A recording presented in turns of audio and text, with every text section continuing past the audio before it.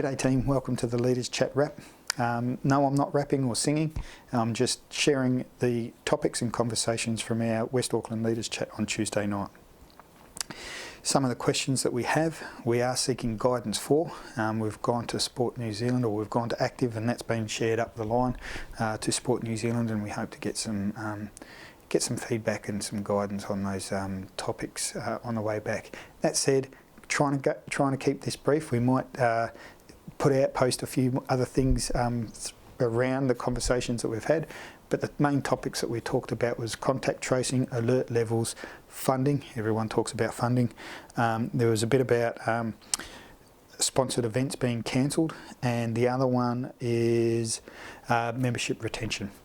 So I guess around contact tracing, it was around just trying to understand whether it's expected that clubs will be required to enforce contact tracing, and around some just questions around the open field type space, whose responsibility is that, who's responsible for that tracing, whether it's the club, council or the landowners, etc.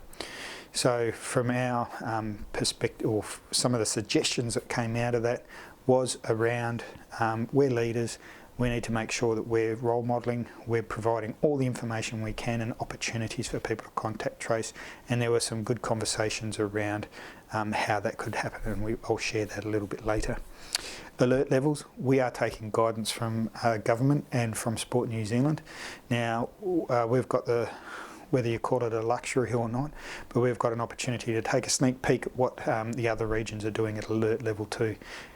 While I'm recording this, I did check before, but Sport New Zealand hasn't given their guidelines for the sport, active recreation and play sector yet, wanting to cross all the T's, dot the I's and make sure there's not too many grey areas. I know there's a lot of questions out there already. However, just trying to get that sorted. As I say, the rest of the country will be working through that while we get to observe, and then hopefully we can hit up some of our counterparts and codes in the other regions and see how they've gone about it and get some good practice from them. Funding, everyone talks about that. At Sport Waitakere, we've got the Te Manawa Active Aotearoa Fund, all on our website. A heap of information on there. If you need a hand going through that information, get in touch with Michael Mull. His contact details are there. Otherwise, get in touch with someone else from the Sport Waitakere team and we can help you through that process. The Your West Support Fund closes on the 24th of September. That's on the Trust website. All the details are on there, and I know they're more than happy to have a conversation to help you through that process. The question was around other funding that we had in the past, support from the government, etc. At the moment, there's no indication of that. Sport New Zealand are working through working with the government, and certainly we're sharing what the pressure points within our community are up to Active and Sport New Zealand as well. So keep an ear out for that one. Just the other two, on alert levels as well, there was talk about indoor spaces that have got separate spaces but limited bathroom facilities, so we're seeking extra guidance on those types of topics as well. And the old mask wearing for players and stuff, it's almost like the old togs undies sort of scenario is, when do you take it off, when do you put it on, and how do we keep our community safe, essentially. And the last one is member retention. So this is the conversation we're going to take into our leaders chat next week. Very mindful that there's some clubs from the last time that have increased their membership and some that have unfortunately lost membership. Just want to have those conversations of why they think, or if they know why that is, and how that's come into play for them, I guess. All of these topics are very similar topics to what we talked about last year.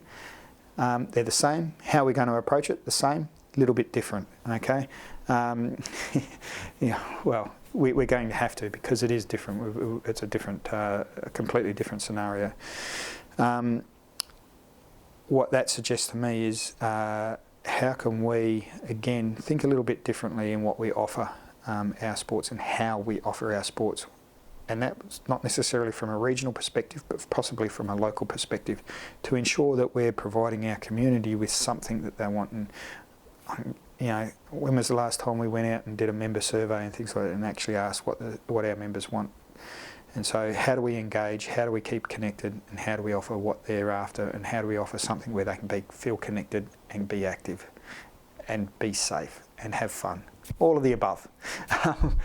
Anyway, that's enough. There's a couple of opportunities. The Leaders Chat for next Tuesday is up there. I hope to see another 30 clubs and a few more new faces. Really great conversations, and hope to continue that. There is another one up there, the Community Coach Developer and Supporters Connection. That's a mouthful, oh my gosh. Scotty Lewis from Sport Auckland and myself are hosting that.